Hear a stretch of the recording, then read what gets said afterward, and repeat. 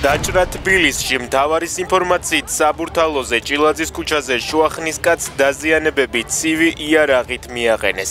თვითმხილველების ინფორმაციით თავდამსხმელი ადგილიდან გაიქცა. შინაგან საქმეთა სამინისტრომ გამოძიება ჯანმრთელობის განზრახ ნაკლებად მძიმე დაზიანების მუხლით დაიწყო.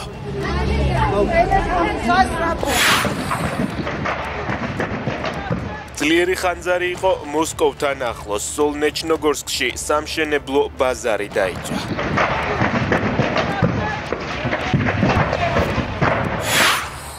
კობახიძე უნგრეთში ჩავიდა და პუტინის მოკავშირე ორბანს შეხვდა.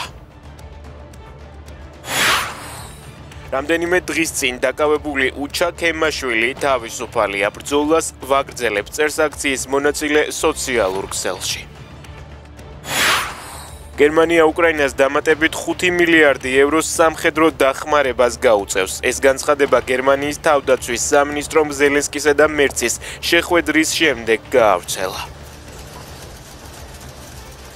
ყველაფერს გავაკეთებთ, რომ ჩრდილოეთის ნაკადი 2 არასდროს ამოქმედდეს, განაცხადა მერცმა.